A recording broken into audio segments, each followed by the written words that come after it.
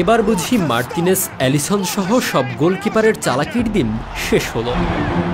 কারণ ফুটবলে যে চলে এসেছে নতুন এক নিয়ম।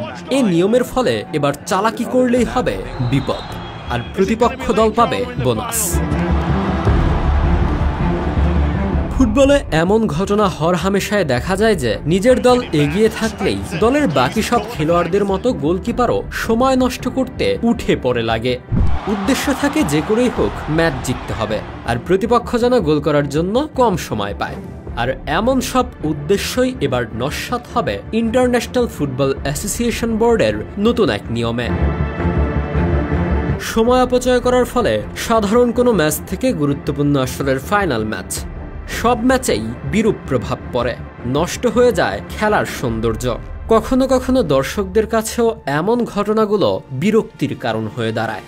আর তাই international football association board IFAB এ সমস্যার সমাধানে 8 সেকেন্ডের একটি নতুন নিয়ম নিয়ে এসেছে। IFAB'র এ নতুন নিয়মে কোনো গোলকিপার 8 সেকেন্ডের বেশি বল ধরে রাখতে পারবে না। বল হাতে নেওয়ার সাথে সাথেই 8 সেকেন্ড কাউন্ট করা শুরু হবে, এবং যখন 5 সেকেন্ড বাকি থাকবে তখন রেফারি হাত তুলে 1 সেকেন্ড অবধি গোলকিপারকে সিগন্যাল দিয়ে কাউন্ট ডাউন করবে। যদি গোলকিপার সময়ের মধ্যে বল ধরে রাখে তাহলে বিপক্ষ দলকে কর্নার কিক উপহার দেওয়া হবে, সাথে গোলকিপারকে দেওয়া হবে প্রথম ওয়ার্নিং। এই উদ্যোগটি মাল্টা এবং ইংল্যান্ডের নিম্ন স্তরের ফুটবল লিগে পরীক্ষামূলকভাবে প্রয়োগ করা হয়েছে, এবং আশা করা হচ্ছে যে প্রিমিয়ার লিগেও শীঘ্রই এটি শুরু করা হতে পারে। IFAB এর পরিচালক প্যাট্রিক নেলসন সেই চ্যাম্পিয়নশিপগুলোতে এই নিয়মের কার্যকারিতা সম্পর্কে মন্তব্য করেন। এখন পর্যন্ত প্রাপ্ত তথ্য অনুযায়ী গোলকিপাররা আর 8 সেকেন্ডের বেশি বল ধরে রাখছে না।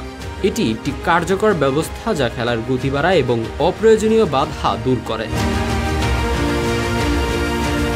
গোলকিপারদের সময় নষ্ট বিষয়ক নিয়ম আগে থেকে থাকলেও তেমন কার্যকরী নয়। বর্তমান নিয়ম অনুযায়ী যদি কোনো গোলকিপার 6 সেকেন্ডের বেশি সময় ধরে বল ধরে রাখে তাহলে রেফারি একটি পরোক্ষ ফ্রি কিক নির্দেশ করেন, যদিও এটি খুব কমই প্রয়োগ করা হয়। তবে খেলার স্বাভাবিক গতি ব্যাহত করা গোলকিপারদের শাস্তি দেওয়ার জন্য IFAB যে নতুন নিয়মটি তৈরি করেছে তা ইতিবাচক পর্যালোচনা পেয়েছে।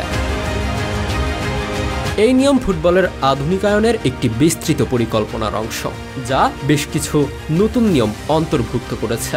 এর মধ্যে উল্লেখযোগ্য একটি হল অফসাইড নিয়মে সম্ভাব্য পরিবর্তন, যা প্রাক্তন ম্যানেজার আর্সেন ওয়েঙ্গার সমর্থন করেছেন। এই পরিকল্পনার লক্ষ্য হল ছোটখাটো বিষয়গুলিতে বিতর্কিত সিদ্ধান্ত এড়িয়ে খেলার মৌলিক চেতনা অক্ষুণ্ণ রাখা। যদিও এখনো সেরা বাস্তবায়ন পদ্ধতি নিয়ে ঐক্যমত্যে পৌঁছানো যায়নি, তবে ধারণা করা হচ্ছে আগামী কয়েক বছরে এ ব্যাপারে পরিবর্তন আসতে পারে।